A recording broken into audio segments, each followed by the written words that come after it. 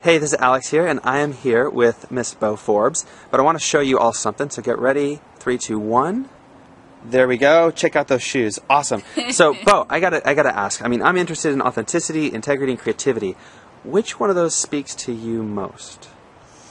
I think creativity does. I think authenticity and integrity are so hard to talk about, and they're very intangible and there's something really internal, and you know when they're there, and you can sense often when they're not. But for me, it's a struggle to comment on the authenticity or integrity of something else. Yeah. Well, that's why my intuition was to zoom in on your shoes for a second, because they really speak to me about creativity. With the work you're doing, just tell us a little bit about the work you're doing and what that means for someone's creativity and your creativity.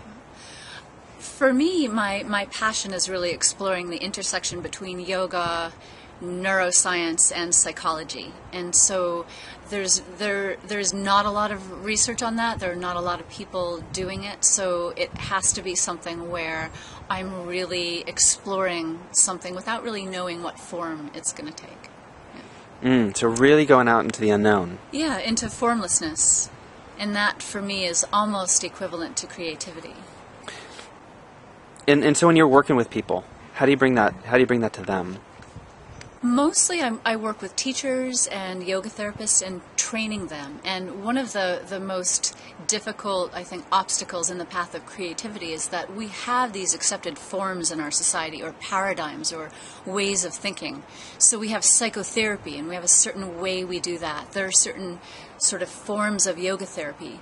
But the idea of leaving behind those paradigms is really hard, because I think in social media especially, we have norms, and we have things we want to be like, and we have ideas about what success looks like.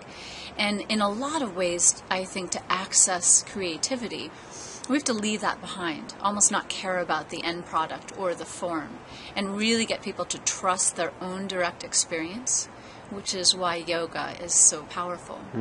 My direct experience might be telling me something that would sound crazy to someone else. And in fact, for me, when I was first sort of merging psychology and yoga, I didn't really talk about it a lot. So I was kind of in the closet.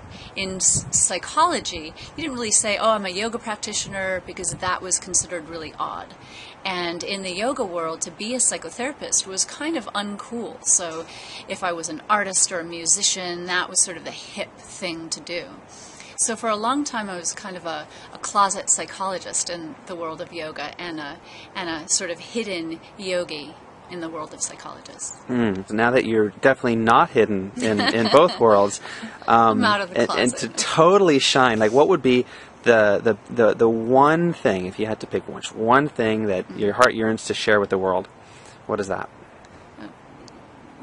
Tough question. One thing that my heart wants to share with the world. I think most of society and social media and, everywhere we're going is telling us, look out there to find out who you are, or respond to out there, because out there is really important, and it's pressing and it's urgent. And it sounds trite, but one of the most important parts of yoga is about going inward. It's about cultivating awareness of direct experience, whether that's comfortable in the moment or really difficult in the moment.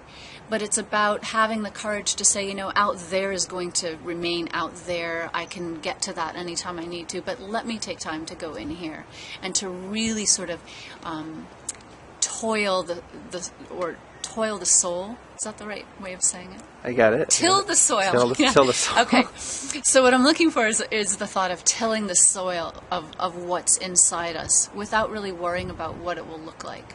But spending time in there. And I do sometimes have people say to me, how did you plan to do what you're doing? Because I want to take those same steps on my own path. And it's hard to get them to believe me when I say, don't plan anything. I didn't plan anything. And so there were some years there that were like swimming underwater and just being really immersed in exploration and indirect experience. And my strong sense is something creative and authentic will always come out of that direct experience. Well, thank you. This has been a giant dose, if I can say so, of authenticity and integrity. It's going to help a lot of people's creativity. So where can people find out more from you? People can check me out on my website, boforbes.com, and also my educational website, which is boforbesyoga.com. Awesome. Thank you, Bo. Thank you.